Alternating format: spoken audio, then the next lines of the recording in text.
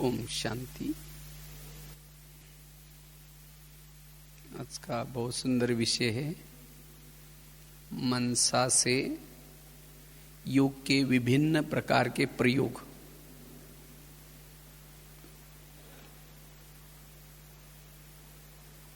वैसे तो बाबा मनसा सेवा के लिए कई बार मुरलियों में बहुत महत्व बताते हैं, क्योंकि आगे चल करके मनसा सेवा बहुत काम आएगी। मनसा सेवा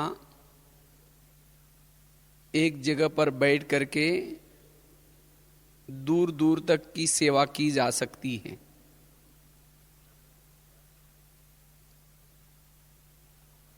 मनसा सेवा के द्वारा हम अपने मन को भी निर्विघ्न या व्यर्थ से बचा सकते हैं। जितना मनसा सेवा करेंगे हमारा मनोबल बढ़ सकता है, हमारा आत्मबल भी बढ़ सकता है। और मनसा सेवा करने से वायुमंडल भी क्या होता है, शुद्ध बन जाता है। ज्ञान का मनन चिंतन चलता है, सहज ही हमारी कर्म योगी की स्थिति बनी रहती है। मनसा सेवा करने से हम देखते हुए भी न देखने की हमारी अवस्था बनी रहती है। वैसे तो अभी हम महारथी किसको कहते हैं? जो अच्छी से क्लास कराते हैं उनको समझते हैं कि ये महारथी है। कोई स्थूल कर्मना सेवा में मदद करते हैं अच्छी, उनको महारथी समझते हैं। और हमें लगता है कि सतयुग में भी उनका पद बड़ा ऊंचा होगा। लेकिन आगे चल करके महारथी की परिभाषा भी बदल जाएगी। जिन्होंने अपनी मनसा को शक्तिशाली बनाया है, मन को शक्तिशाली बना करके जो अब गुप्त रूप में सेवा कर रहे मनसा के द्वारा, जिनके जीवन में कोई समस्या है, तो ऐसी गुप्त आत्मा बाबा से शक्ति लेकर के उन आत्माओं को गुप्त रूप में भेज रहे हैं। कईयों के संस्कारों को उस संस्कारों के वश है, कोई विकारों के वश हो जाते हैं, उसको शक्ति नहीं है।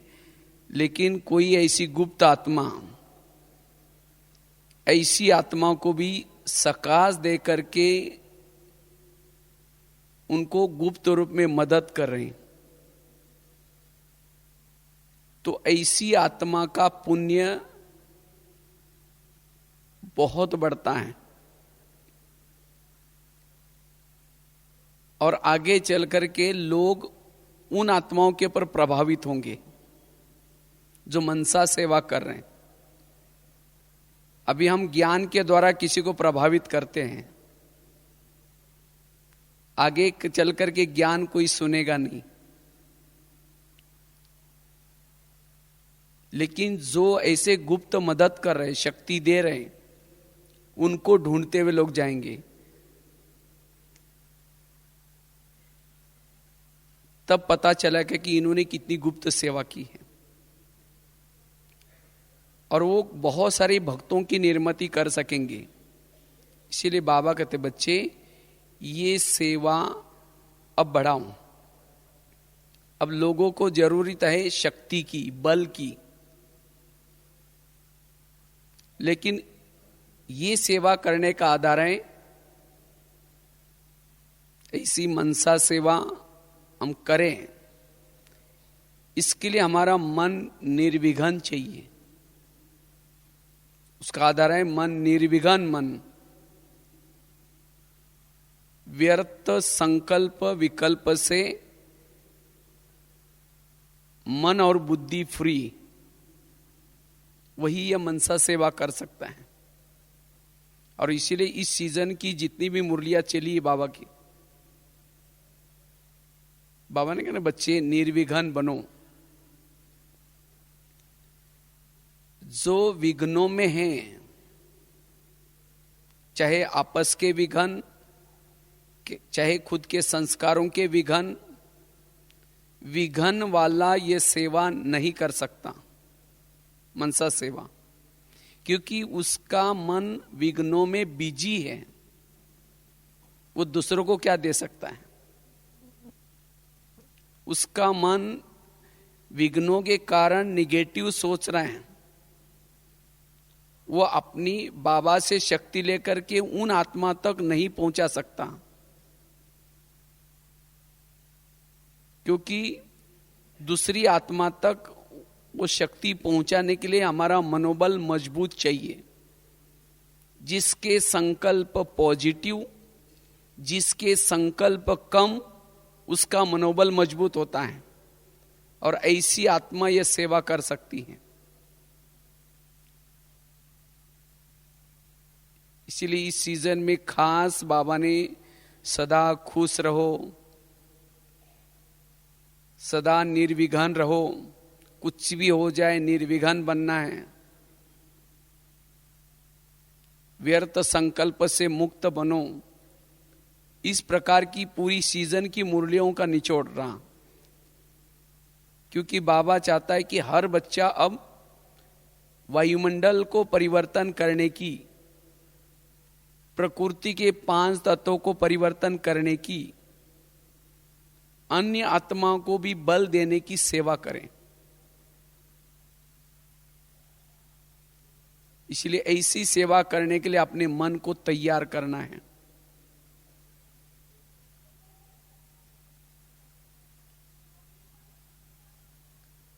तो इसलिए निर्विघ्न बनना है। जितना निर्विघ्न मन और बुद्धि व्यर्थों से फ्री, उतना मनसा सेवा कर सकेंगे।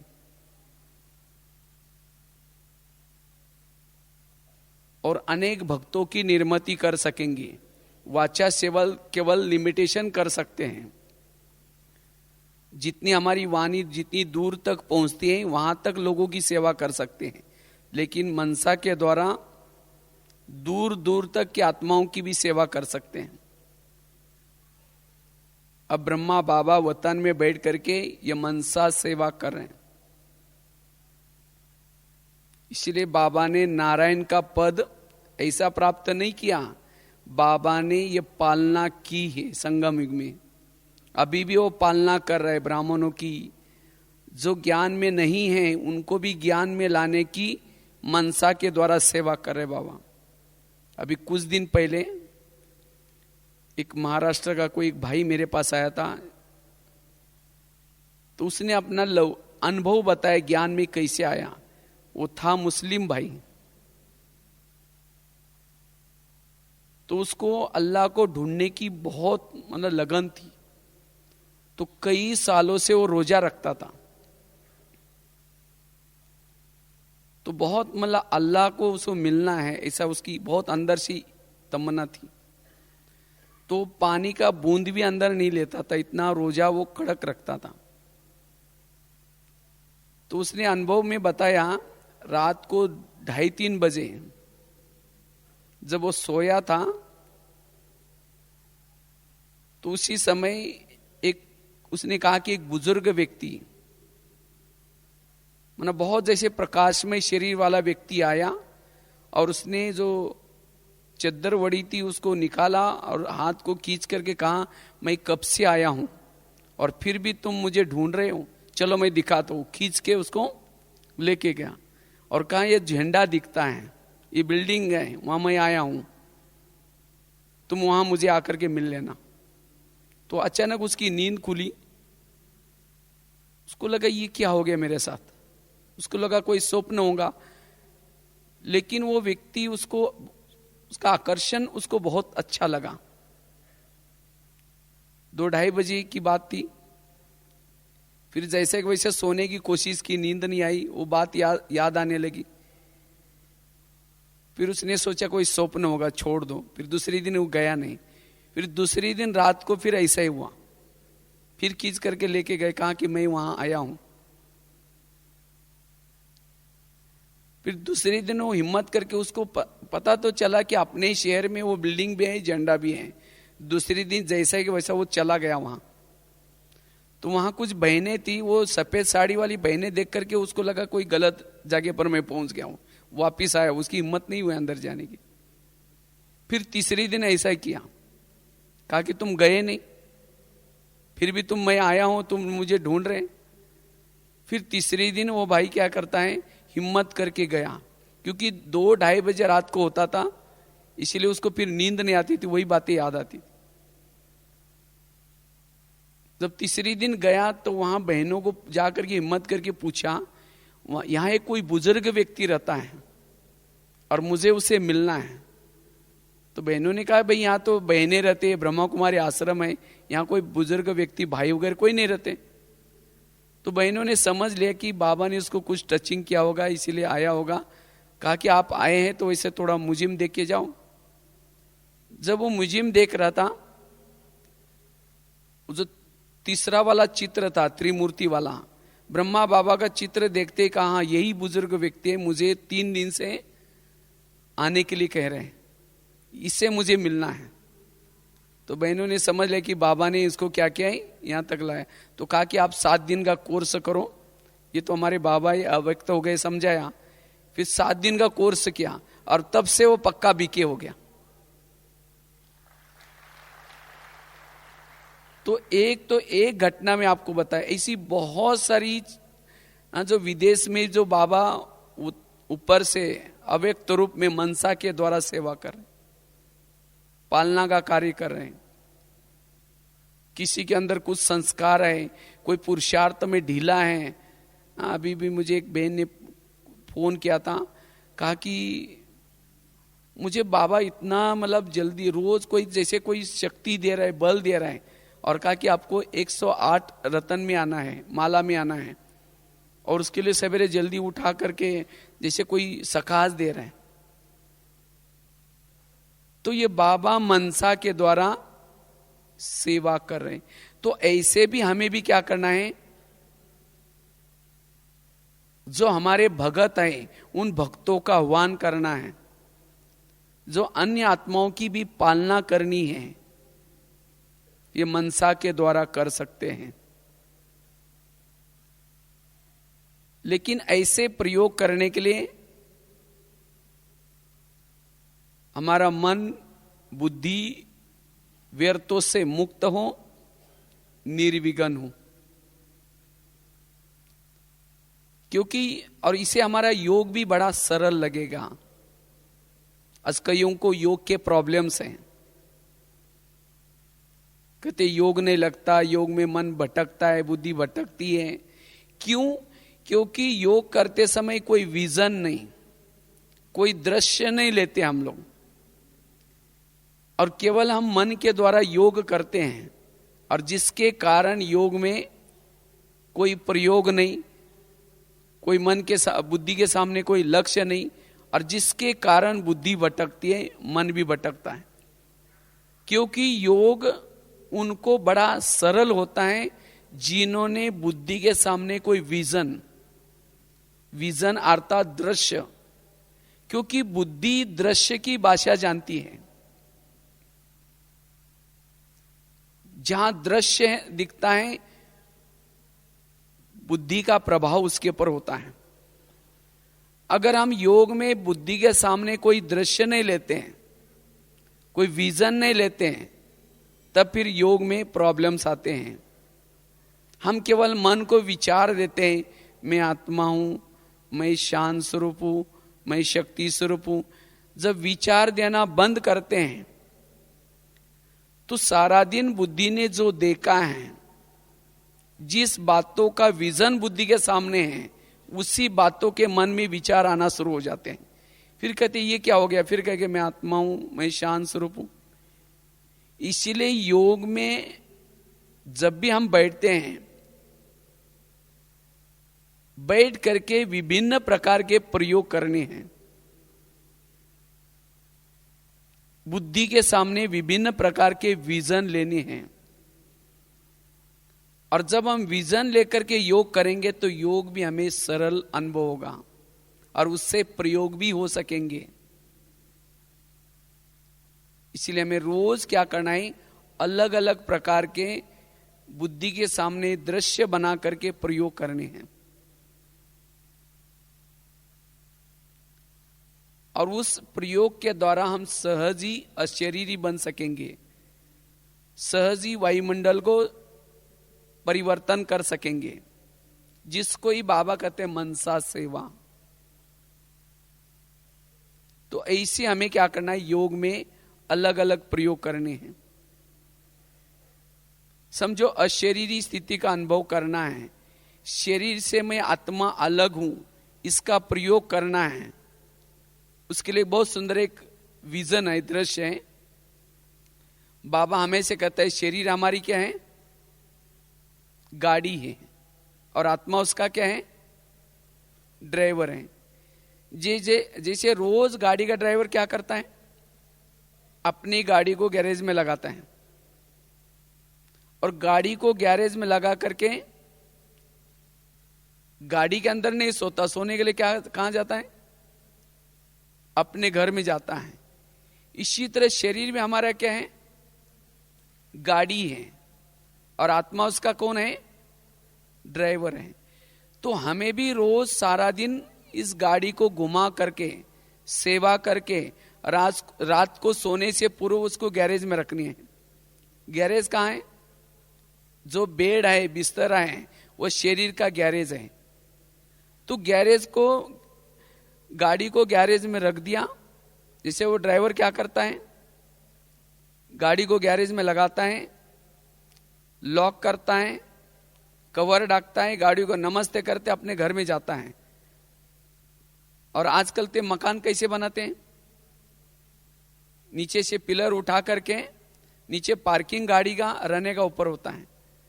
तो इसी तरह ये जो तीन लोग हैं कैसे हैं, सृष्टि है शरीर रूपी गाड़ी रखने का पार्किंग स्थल, और ड्राइवर का आत्मा का घर परम धाम। तो हमें भी अपने शरीर रूपी गाड़ी को गैरेज में लगाना है, बेडशीट कंबल जो भी कुछ डाल करके गाड़ी को नमस्ते करो। क्यों, इसी गाड़ी के द्वारा हम 21 जन्मों की कमाई कर रहे हैं।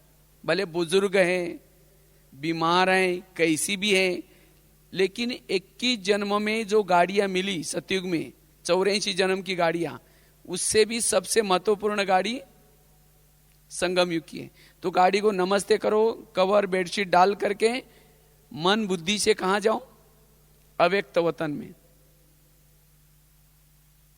जैसे वो ड्राइवर जाता है, अपने फ्लैट की बेल बजाता है, मम्मी दरवाजा खोलती है, समाचार सुना करके वहीं सो जाता है खाना खा के। इसी तरह हमें भी ऊपर जाना है, अव्यक्त वतन का बेल बजा दी, ब्रह्मा माँ ने दरवाजा खोला, और सारा दिन इस गाड़ी के द्वारा क्या क्या कमाई की वो सब समाचार सुना करके, दृष्टि लेकर के जब तकिया पर सिर रखते, समझो ब्रह्मा बाबा के गोदी में सिर रखा है। उसी अवस्था में अगर हम सोएंगे, सवेरे उठेंगे, कौन याद आएगा, बाबा याद आएगा। फिर बाबा को गुड मॉर्निंग करके अमृत वेला करके फिर नीचे आ जाओ। चलो 2 मिनट।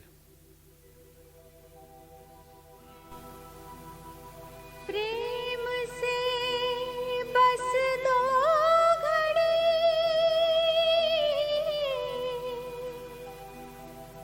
प्रभु का ध्यान कीजिए, प्रभु का ध्यान कीजिए।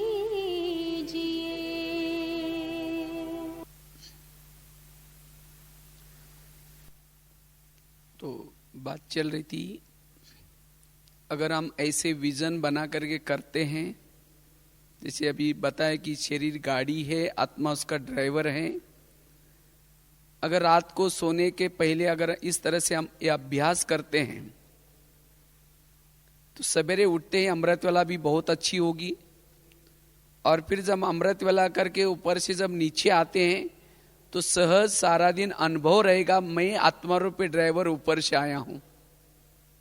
तो सारा दिन अशरीरी स्थिति, आत्माभिमानी स्थिति, शरीर अलग है, मैं आत्मा अलग हूं, इसका भान सहज लगा रहेगा।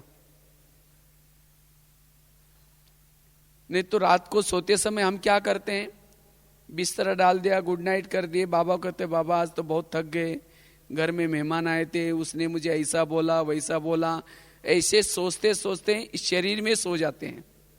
मन बुद्धि शरीर में रहती है, और जब शरीर में सो जाएंगे तो यहां सराउंडर में आसपास में जैसा वायुमंडल है वैसे स्वप्न आते हैं। तो इसीलिए हमें रोज कॉन्शियस से ऊपर जाकर के सोना है, और इसे नशा भी चढ़ेगी। इसे बाबा को आप चार्ट भी दे सकेंगे। तो इस तरह से विजन। दूसरा एक बहुत सुंदर विजन है।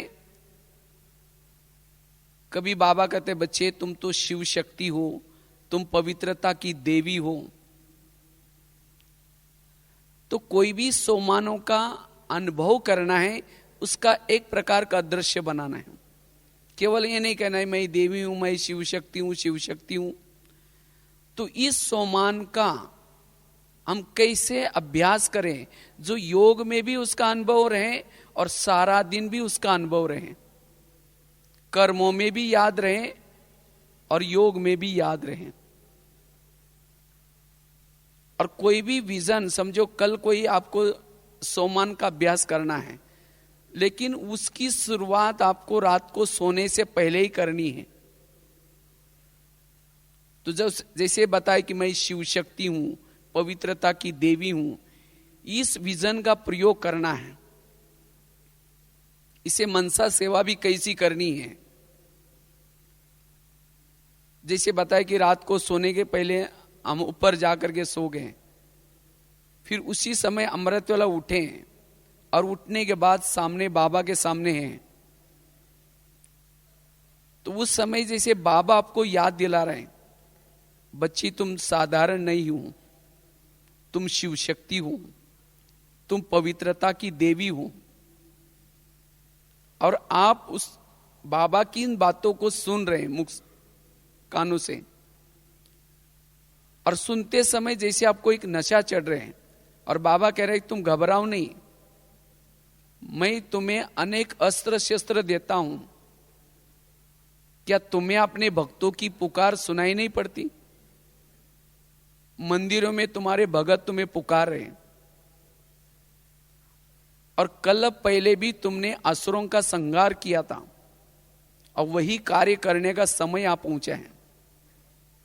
तुम्हारी मंदिरों में पूजा हो रहे हैं, जैसे आजकल नवरात्रि चलो है ना, लोग व्रत कर रहे हैं, देवियों को पुकार रहे हैं, लेकिन देवियों को सुनाई पड़ता है?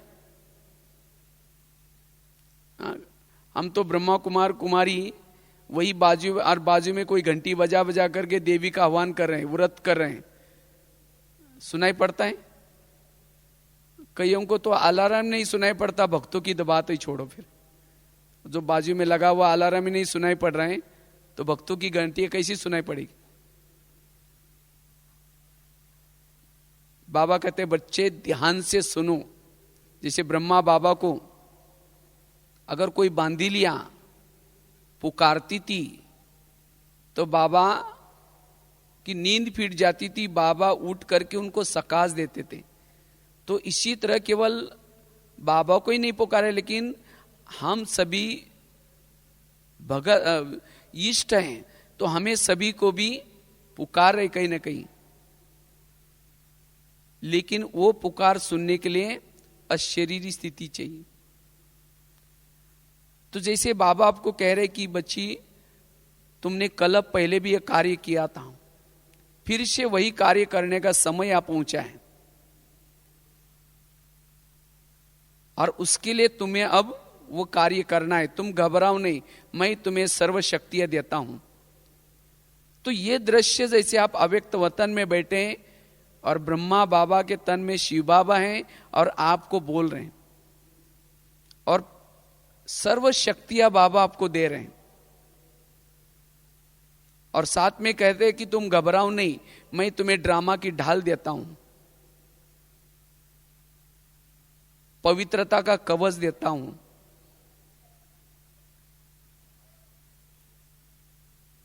साथ में ज्ञान की तलवार देता हूं। तो बाबा एक एक अस्त्र शस्त्र आपको दे रहे हैं और कह रहे तुम घबराओ नहीं, मैं स्वयं शिव तुम्हारे दिल में बैठा हूं, मैं तुम्हें विजय भव का तिलक लगाता हूं। तो बाप दादा आपको मायाजीत बनने का विजय का तिलक लगा रहे हैं और अपनी सर्व शक्तियां दे रहे हैं। अब अनुभव करो कि अभी सर्वशक्तिवान मेरे दिल में बैठा है, मेरे पास अनेक अस्त्र शस्त्र हैं, बाबा की सभी शक्तियां मेरे साथ में हैं। अब मेरा मनोबल बढ़ गया, अब मैं अनुभव करे कि मैं मास्टर सर्वशक्तिवान हूं, मैं भक्तों की इष्ट हूं। अब मुझे नीचे धरती से भक्तों की पुकार सुनाई पड़ रहे हैं। अब मैं शीर के ऊपर सोने का मुकुट पहना हुआ है, हाथ में त्रिशूल है, ड्रामा की ढाल है, ज्ञान की तलवार है, और मैं देवी अब बाबा से शक्तियां लेकर के नीचे धरती पर जा रहे हूं, भक्तों का उद्धार करने के लिए जा रहे हैं। आकाश मार्ग से नीचे उतर रहे हैं, जहां मंदिर में मेरी पुकार हो रहे हैं उस मंदिर की तरफ जा रहे हैं, पीछे के दरवाजे से जा रहे हैं, जहां मूर्ति लगी है मैं मूर्ति के पास खड़ी हूं। भगत मेरी आरती गा रहे हैं, देवी आओ हमें असुरों से बचाओ। और मैं देवी अब बाबा से प्राप्त हुई शक्तियां उन भक्तों को क्या कर रही हूं, मंदिर मूर्ति के पास खड़ी होकर के दे रही हूं, मस्तक के द्वारा दे रही हूं, दृष्टि के द्वारा दे रही हूं, वरदानी हाथ घुमा करके दे रही हूं, और सभी भक्तों को संदेश दे रही हूं, हे भक्त लोग, हे वत्स लोग, जिनकी तुम पूजा कर रहे हैं वो परमात्मा इस धरती पर आ चुका है। अगर तुम्हें उसे मिलना है तुम ब्रह्मा कुमारी आश्रम में आओ, मैं देवी भी वहीं तपस्या कर रही हूं।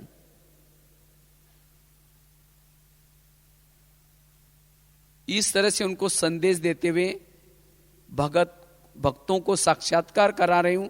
एक मंदिर से दूसरे मंदिर में जा रहे हैं, तीसरे मंदिर में जा रहे हैं, कभी पहाड़ी पर ऊपर स्थित होकर के संदेश दे रहे हैं, कभी आकाश में स्थित होकर के दे रही हूं, कभी शहरों के ऊपर जो अन्य आत्माएं जो सोई है उनका आह्वान कर रही हूं।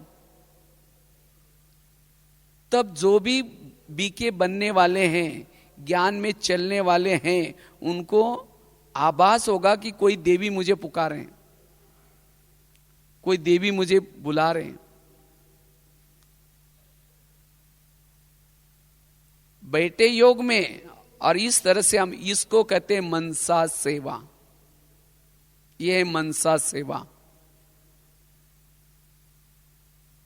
और दूसरे तरफ बीच बीच में बाबा का भी गुणगान गा रहे हैं, वो मीठे बाबा जिनको दुनिया ने कहा था नारी नरक की द्वार है, और आपने तो मुझे स्वर्ग का उद्धार करने वाली बनाया। जिनको लोगों ने कहा था अबला है, लेकिन आपने तो मुझे सबका भला करने वाली बनाया। बाबा इस उपकारों को मैं कैसी भूल सकती हूं। मैं आपके इस उपकारों को चुक्त करने के लिए मां शीतला बनकर के शीतलता की किरणें फैलाऊंगी, मां दुर्गा बन करके सबके दुर्गुण हारूंगी, मां गायत्री बन करके सबको गीता का ज्ञान गा गा करके सुनाऊंगी, मां संतोषी बन करके सबको संतुष्ट करूंगी, मां ज्वाला बन करके चारों तरफ से जो भी विकारों के कीटाणु फैले हैं उसको भस्म करूंगी। मां काली बन करके सबको कालों से छुड़ाऊंगी। मैं शिव शक्ति हूं।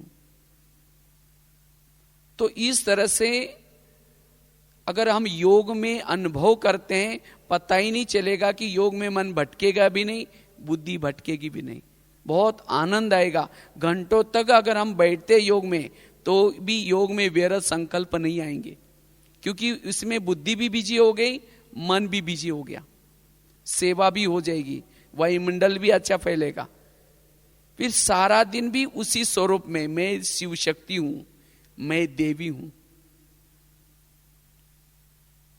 और जिस प्रकार के हम सोमानों के अभ्यास करते हैं उतना हमारी चाल चलन भी बदल जाती है, उतना हमारा आंतरिक सूक्ष्म शरीर भी क्रिएट होता है। बाबा कहते हैं ना, अंतिम समय लोगों को साक्षात्कार होंगे। जिसने जिस स्वरूप का अभ्यास किया उसी स्वरूप के लोगों को साक्षात्कार होंगे। जिसने आत्म स्वरूप का अभ्यास किया लोगों को उसका आत्म स्वरूप दिखाई पड़ेगा। जिन्होंने देवी स्वरूप का अभ्यास किया उनको देवी स्वरूप में दिखाई पड़ेंगे। एक बार ऐसे हम जब दिल्ली में थे तो गुलजार दादी जी को एक प्रश्न पूछा था। हमने कहा, दादी जी जब भारत पाकिस्तान का युद्ध हुआ था और उस समय हमारा यज्ञ तो पाकिस्तान में था, जैसे 2-3 दिन पहले भी रतन बिन दादी भी सुना रहे थे, जहां से ट्रेन स्टेशन था बिल्कुल उसके नजदीक, तो लोग काट रहे थे, ट्रेनों में भर रहे थे। और उस समय हमने कहा, दादी जी मतलब डर नहीं लग रहा था? तो दादी ने एक बहुत अच्छी बात बताई। दादी ने कहा कि हम लोग सोमान में रहते थे, हम देवी हैं, हम शिव शक्ति है, हम साधारण कुमारियां नहीं है, साधारण नहीं है। और उस समय कई मुसलमान हम लोगों को पूछते थे, दादी ने कहा, देविया तुम लोगों को तो कोई तंग नहीं करता ना? अगर तंग करेंगे हमको बताना, हम उसको खत्म कर देंगे। तो देखो दादियों का वो स्वरूप दिखता था, क्योंकि बाबा ने वो अभ्यास किया था 14 वर्षों में। इसी तरह अंतिम समय जो आदि में हुआ वो भी अंत में होने वाला है। अगर हमने कोई स्वरूप का अभ्यास नहीं किया तो अंतिम समय हिंदू मुस्लिम का जो दर्दनाक सीन होगा, विनाश का सीन होगा, वो कैसे देख पाएंगे? इसीलिए बाबा कहते बच्चे उस स्वरूप में रहो। तो इस सोमानों के बहुत बड़े फायदे हैं। ऐसे हमें विजन का अभ्यास करने से, और एक दिन की बात नहीं, जैसे नवरात्रि में अभी जैसे 9 देवी हैं, कभी दुर्गा बन करके आओ, कभी शीतला बन करके आओ, कभी संतोषी मां बन करके आओ। आज मैं संतोषी मां बन करके धरती पर जा रही हूं, सबको संतुष्ट कर रही हूं। आज कई माताएं कहती हैं हमारा पति तो पवित्रता के लिए तंग करता है। आज कोई देवी के मंदिर में भी देवी को देखने के बाद लोगों का मन चंचल नहीं होता, और हम तो वही देवी है। अगर मुझे देख करके किसी को अपवित्रता के संकल्प आते हैं, इसका मतलब मैंने वो देवी का स्वरूप का अभ्यास नहीं किया है, इसलिए मुझे उस स्वरूप में टिकने की जरूरत है। इसलिए बाबा कहते बच्चे ऐसे हमें योग में क्या करना है, प्रयोग करनी है। ऐसे नहीं कि योग में बैठे मैं आत्मा, फिर एक झुटका लगा दिया, फिर देखें और 5 मिनट कमाए, फिर मैं आत्मा, फिर एक झुटका लगा दिया, ऐसा वाला योग नहीं। लेकिन योग एक यात्रा है, जैसे मैंने यात्रा बताई, कैसे ऊपर गए, फिर वहां से बाबा ने अस्त्र शस्त्र दिया, फिर उसके बाद नीचे आए, मंदिर में गए, यात्रा चल रहे। ऐसी यात्रा करनी है। और एक आपको विजन बताते, जैसे बाबा कहते बच्चे तुम महावीर हो, हनुमान हो, ये तीसरा विजन है।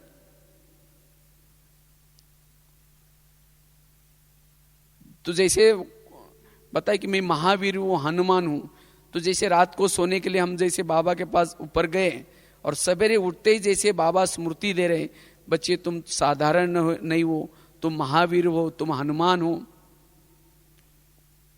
कल्प पहले भी तुमने अनेक आत्मारूपी सीताओं को माया के पंजे से छुड़ाया था, विकारूपी जेल से छुड़ाया था, लंका को जलाया था। वही कर्तव्य करने के लिए तुम्हारा अब समय आ चुका है। क्या तुम्हें अपनी उस आत्मारूपी सीताओं की आवाज नहीं आती? तुम नीचे धरती पर जाओ और तुम अनेक आत्मारूपी सीताओं को छुड़ाओ। तुम घबराओ नहीं, मैं स्वयं राम तुम्हारे दिल में बैठा हूं और तुम घबराओ नहीं, मैं सर्व शक्तियां आपको देता हूं। ऐसे करके बाबा आपको शक्तियां दे रहे, पवित्रता का कवच पहना रहे, ज्ञान की गदा दे रहे हैं और अपनी दृष्टि के द्वारा सर्व शक्तियां दे रहे हैं। शक्तिशाली बने, ज्ञान की गदा लिया, स्वयं परमात्मा को दिल में बिठाया। मैं हनुमान अब नीचे, मैं मास्टर सर्वशक्तिवान हूं, हनुमान हूं, लंका में नीचे सृष्टि पर आ रहा हूं। जैसे हनुमान ने क्या किया, पहाड़ उठाया, इसी तरह मैं इस सृष्टि पर आता हूं और सृष्टि रूपी पहाड़ उठा करके बाबा के पास लेके जाता हूं। बाबा ये इसके अंदर सब आपकी आत्मारूपी सीताएं हैं। तो बाबा उस सभी आत्मारूपी सीताओं को दृष्टि दे रहे, फिर वापिस ला करके रखता हूं, फिर एक एक मंदिर में जाता हूं और सभी को संदेश देता हूं। तो इस तरह से मैं महावीर हूं, मैं हनुमान हूं। सारा दिन चलते फिरते भी उसी स्वरूप में रहेंगे तो सहज हम कर्मयोगी भी बन सकते हैं, बैठक योग भी अच्छा लग सकता है। यह है तीसरा प्रयोग। चौथा,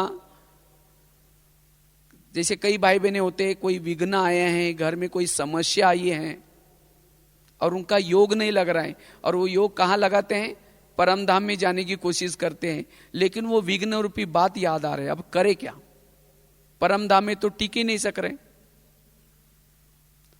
तो उसी समय आपने तो मधुवन तो देखा है ना, उसी समय आप परम धाम में नहीं जा सकेंगे। तो परम धाम में जाने के बजाय आप क्या करो, उस विघ्न रूपी वायुमंडल से, उस व्यर्थ से वायुमंडल से थोड़ा दूर जाओ। तो कैसे जाना है, तो आप वहीं बैठे हैं, लेकिन आप उस समय मधुवन को याद करना शुरू करो। आप मधुवन में जब आए थे, कैसे आए थे, आपको मधुवन में आने का निमंत्रण मिला तो सभी भाई बहने सेंटर पर इकट्ठे हो गए। वहां से आप अपने शहर के स्टेशन पर गए, फिर वहां से यात्रा करते करते यहां तक पहुंचे। फिर आबू रोड में आप सभी को बसें लेने के लिए आई थी, वहां से आप यहां आए और यहां आने के बाद फिर नहाए धोए, फिर बाबा के कमरे में बैठे, फिर उसके बाद दूसरी दिन माउंट आबू घूमने के लिए गए। माउंट आबू में ओम शांति भवन के अंदर गए। तो उस दृश्य को अगर याद करेंगे तो धीरे धीरे वहां की जो बातें आप भूल सकेंगे। ये तो सहज है ना, मधुवन को याद करना सहज सामने आएगा। तो उसके बाद मधुवन में गए थे, उसके बाद नीचे शांति स्तंभ के पास आए, शांति स्तंभ को 2-3 चक्कर लगाया, कितना अच्छा अनुभव हुआ था। उसके बाद धीरे धीरे बाबा के झोपड़ी के तरफ जा रहे हैं। झोपड़ी के बाजू में झूला रखा है, उस झूले पर थोड़ा 2 मिनट के लिए बैठे। वहां से झोपड़ी में गए जहां बाबा खत लिखते थे बच्चों के लिए, तो वहां बैठे 2 मिनट। वहां से बाबा के कमरे में गए जहां नीला सा ट्रांसलाइट है, बाबा की खटिया भी रखी है, तो वहां 2 मिनट मिले बैठे थे। वहां से फिर पीस पार्क में गए। पीस पार्क में वो गुरु सुकेर के तरफ देख रहे, बहुत अच्छा, वहां जहां ओम का जो बना हुआ है सीमेंट का, वहां खड़े हैं। वहां से फिर नीचे आए। तो उसके बाद बाबा आने का दिन था, दूसरी दिन, तो उसे पूर्व आकर के बैठे थे। इतनी बड़ी सभा थी, फरिश्ता की सभा, मैं कितना भाग्यशाली था उसके अंदर, इतनी सभाओं के बीच में मैं बैठा था। फिर उसके बाद बाबा का रथ आया, दादी जी, उसके बाद उन्होंने बैठे, फिर गीत चालू हो गया, हम उड़ के चले जाएंगे। फिर बाबा आए और उस दृश्य को याद करो, बाबा ने कितनी अच्छी पावरफुल दृष्टि दी थी। उसके बाद जब सफेद लाइट हो गई, फिर मुरली चालू हो गई।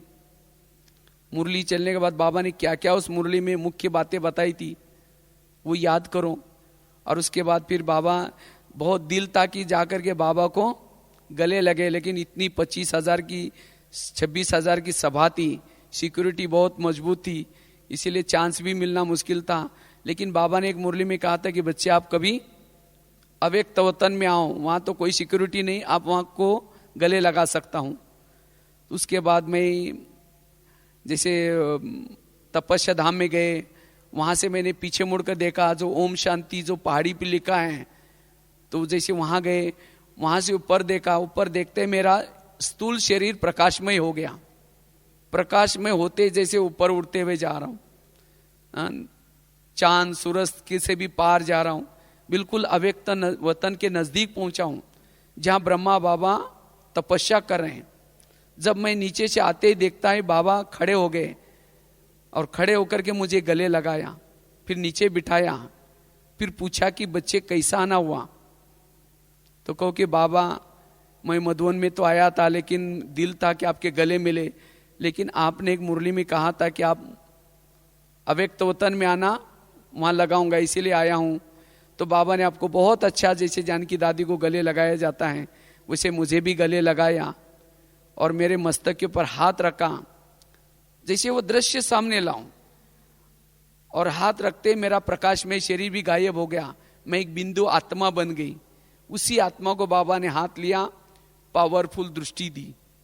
दृष्टि देते ही मैं अनुभव करे कि मैं हजारों सूर्य से भी शक्तिशाली हूं, और उसी बिंदु को बाबा ने ऊपर उछाल दिया, मैं परम धाम में पहुंच गई हूं। जहां से मैं धरती पर आई थी उसी स्थान पर पहुंच गई हूं, शिव बाबा के बिल्कुल नजदीक।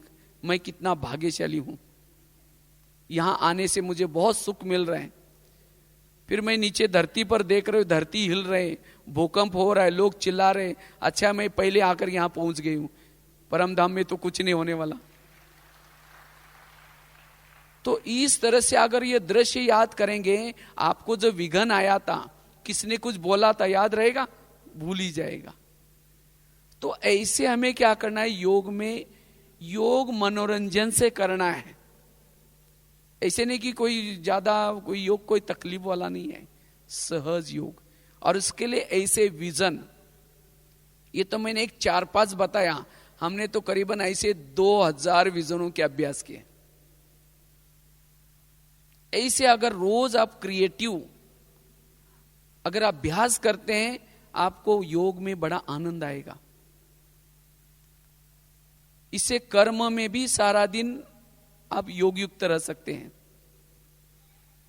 एक दिन ऐसे मैं सोचा अभी कल के दिन मुझे क्या विजन का अभ्यास करना है, तो मैं ऐसे बैठा था, कमरे में गया था, तो इतने में कीड़ा आ गया, और वो जो ट्यूब लाइट लगी थी उसके ऊपर बैठ गया। वो मधुमक्खी थी, बैठ गई। फिर उसके बाद कुछ समय के बाद उसको चक्कर लगाना शुरू किया। फिर वही कीड़ा क्या करता है, कोने में बैठा उस लाइट को देखता रहा। तो मेरे तुरंत एक विजन याद आया, मैं भी एक परवाना हूं, और शिव बाबा मेरा कौन है, क्षमा है। तो मैं भी यहां बैठता हूं, यहां से प्रकाश में एक बिंदु बन करके ऊपर जाता हूं। वो परवाना, वो क्षमा परम धाम में अपनी शक्ति फैला रहे हैं। तो मैं जाते हैं उसके ऊपर फिदा होता हूं, कभी बैठ कर चारों तरफ से चक्कर लगाता हूं, फिर कोने में बैठ करके उस परमात्मा को निहारता हूं अपलक होकर के। यही योग है। तो मुझे उस दिन इतना अच्छा लगा, इतना अच्छा योग लगा, मैं 2-3 घंटा बैठा, मुझे पता भी नहीं चला। तो ऐसे हमें नए नए तरीके से क्या करना है, योग के विभिन्न प्रकार के प्रयोग करने हैं, जिससे हम मनसा सेवा भी कर सकेंगे, और साथ में जिससे हमारा मन बुद्धि भी सदा बिजी रहे, इसके अंदर व्यर्थ कोई भी बातें याद ना आए। ऐसे एक दिन और एक सुनाता हूं। कितनी हो गई, 5 विजन बताएं। ये 6ठा विजन है। एक दिन जब मैं बैठा था तो कभी मैंने सोचा, हम तो चाहे तो एक कमरे से दूसरे कमरे में जा सकते हैं, लेकिन हम क्यों नहीं, जैसे इस शरीर से हम क्यों नहीं जा पा रहे हैं। तो ऐसे मैं बगीचे में बैठा था योग करने के लिए, तो अचानक मुझे एक विजन याद आया। जैसे अगर कोई व्यक्ति किसी के मकान में रहता है किराए पर और बिना किराए चुकता करके जाता है, कोई जाने देगा? इसी तरह हम भी शरीर में बैठे हैं और शरीर 5 तत्वों का बना हुआ है। इस 5 तत्वों ने सतयुग से लेकर के अब तक हमें कितनी मदद की है मदद कुछ? कितने अच्छे अच्छे भोजन दिया है, कितने अच्छे अच्छे शरीर दिया है, कितनी अच्छी अच्छी प्रकृति दी, कितने अच्छे अच्छे सौंदर्य दिया। तो प्रकृति ने तो हमें बहुत कुछ दिया, लेकिन द्वापर युग के बाद हमने क्या किया? इसी प्रकृति का दुरुपयोग किया। आंखों का दुरुपयोग किया, कानों का दुरुपयोग किया, और इसीलिए प्रकृति को गुस्सा आया है। वो कहते हैं कि मैंने इसको इतना मदद की और मेरा इसने दुरुपयोग किया है। और फिर जब संगम युग आ गया तब हम क्या करते हैं? इस शरीर को, प्रकृति को छोड़ करके जाना चाहते हैं, लेकिन प्रकृति कहते हैं मैं तुमको ऐसे जाने नहीं दूंगी, तुमको मुझे कुछ दिखाना है। ये विनाश क्या है? प्रकृति का गुस्सा। तो अब हम क्या करें? जो प्रकृति हमको सहज कहे कि आप जा सकते हैं, तो उन प्रकृति के 5 तत्वों को रोज सामने इमर्ज करके उनसे माफी मांग सकते हैं। हे प्रकृति, आपने तो मुझे बहुत कुछ दिया, लेकिन फिर भी मैंने अज्ञानवश, अहमवश, विकारों के वश आपका दुरुपयोग किया है, इसीलिए मुझे क्षमा करो। और आज से मैं कभी भी आपका दुरुपयोग नहीं करूं। केवल क्षमा ही नहीं लेनी, लेकिन दोबारा कभी प्रकृति का दुरुपयोग न करना। अगर हम ऐसा करते तो प्रकृति सहज ही हमें अशरीरी बनने में मदद करेगी। प्रकृति की बात नहीं, लोगों के साथ भी हमारे हिसाब किताब है। कई लोगों को हम राजा बन करके कभी किसी को तंग किया होगा, किसी की बातों को सुन करके उसको राजा से निकाल दिया होगा, तो उस व्यक्ति का हमारे अंदर, हमारे बारे में क्या है? मैं भी इसको कभी दिखाऊंगा। वो तो कहीं ऊपर नहीं गए, यहीं है। तो उन लोग, जब हम अशरीरी बनना चाहते हैं, वो लोग भी हमें नीचे खींचते हैं। तुमको तो मुझे दिखाना है, तुम कहां जा रहे हो ऊपर। तो कभी योग में बैठ करके ऐसी आत्मा को भी हम क्या कर सकते हैं? क्षमा मांग सकते हैं। हे आत्माएं, जिनको भी मैंने इस कल्प में कुछ दुख दिया है, कुछ तंग किया है, कुछ परेशान किया है, मुझे क्या करना? माफ करना। और केवल उनसे माफी नहीं लेना, क्योंकि कोई भी गलतियां करता है, अगर कोई सॉरी बोलता है तो कोई भी व्यक्ति उसको क्या कर सकता है? माफ कर सकता है। लेकिन दोबारा किसी आत्मा को मुझे तंग नहीं करना है। इसीलिए बाबा कभी कहते हैं ना, अगर दुख किसी को देंगे तो दुखी होकर के मरेंगे। तो इस तरह से अगर हम ये प्रयोग करते हैं, तब सहज हम अशरीरी बन सकेंगे।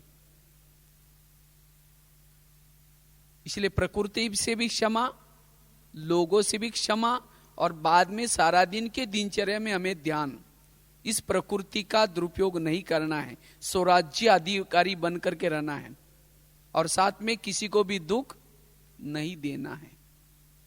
तो इस तरह से हम अलग अलग प्रयोग जब करते हैं योग में बैठ करके, तब योग में हमारी बुद्धि भटकेगी नहीं, मन भटकेगा नहीं। योग में हम अलग अलग प्रयोग करके अनुभव कर सकते हैं। इसीलिए हमें योग में अलग अलग प्रकार के अनुभव करके अपने मन को व्यर्थों से मुक्त करना है, अपने मन बुद्धि को बिजी रखना है। और जब हम ऐसे करते तो सहज ही हमारा ज्ञान का मनन चिंतन चलेगा, सहज ही हम निर्विघ्न भी रह सकेंगे। सदा ही ऐसे ज्ञान का जब मनन चिंतन चलता है, हमारी खुशी सदा बनी रहेगी। इसलिए हमें ऐसे रोज क्या करना है, योग में अलग अलग बैठ करके प्रयोग करना है। मनसा के 7 दिन का किसी का कोर्स भी कर सकते हैं, आपके गांव वाले लोगों का कोर्स भी कर सकते हैं। हमने तो अपने गांव में पहले तो 15 दिन 8 दिन उनका कोर्स किया और उसके बाद वहां प्रदर्शनी रखाई तो सहज सफलता मिली। कभी हम लोग इतना सारा जेलों में वगैरह कभी जाता हूं, लेकिन उससे पूर्व हम क्या करते हैं, पहले मनसा के द्वारा जा करके, जैसे मैं जा रहा हूं वहां परमिशन मिल रहे, गेट खुल रहा है और सहज ही हमें परमिशन दे रहे, ये पहले ही विजन बनाते हैं। नहीं तो आजकल तो बहुत सिक्योरिटी होती है और कई जगह पर जाते तो बहुत परमिशन मिलना बड़ा मुश्किल होता है। लेकिन जब हम लोग जो सहज इस तरह से सेवा करते हैं पहले, तो वो जेलर कहता है भाई साहब मैं कभी याद कर रहा था आपको, मुझे लग रहा था कि हम कोई अच्छा सा कार्यक्रम इन लोगों के लिए रखे। अभी कुछ दिन पहले यहाँ एक बाड़मेर की बात है, वहां एक जेलर को क्या हुआ, तो जब कुछ कारण से वो अंदर खोल के गया था तो कैदियों ने सब ने मिलकर के उसको मार ही दिया, खत्म कर दिया उसको। और तब से लेकर के काफी खौफ है वहां, मतलब घबराहट है उनके अंदर। तो उन्होंने खास क्या किया, अभी एक अलग से उन्होंने गेट भी बनाया उसके लिए। तो कुछ दिन ऐसे मेरे को लगा कि अब मैं थोड़ा बाड़मेर की तरफ जाना है, तो पहले हमने क्या किया, थोड़ा सा 1 घंटा ऐसा कुछ योगदान किया, मनसा के द्वारा ऐसा किया, वो परमिशन दे रहे ऐसे ऐसे कर रहे हैं। तो जब हमने वहां उनको गया तो वो जेलर जो नया आया था कहता है भाई साहब मैं आपको मतलब जैसे याद करा था, हमें ये जो वायुमंडल बनाया हमारे जेल में ऐसा कई जेलर के बारे में, तो उसके लिए कहा कि हमने सोच रहा था कि कोई एक बहुत अच्छा कार्यक्रम, अच्छा हो गया आप आ गए। तो वो कार्यक्रम इतना अच्छा किया, बहुत अच्छा रहा, कैदियों को भी बहुत अच्छा लगा। 1.5-2 साल के बाद वो कार्यक्रम किया। पहले तो बिल्कुल बंद हुआ था, परमिशन भी नहीं देते थे वो घटना होने के बाद, और वहां कोई जेलर आने के लिए भी डरता है। तो ऐसे अगर हम सेवा के लिए भी किसी गांव वालों का भी कोर्स कर सकते हैं आप मनसा के द्वारा, उनको ऊपर बुला करके कभी बाबा का संदेश दो। तो ऐसे हमें अलग अलग प्रकार की मनसा के प्रयोग करने हैं जिसे वो बाबा के बन जाए, सेवा अच्छी बढ़े। तो ऐसा करने से हमारा योग में भी अच्छा अनुभव हो सकते हैं। ठीक है, ओम शांति।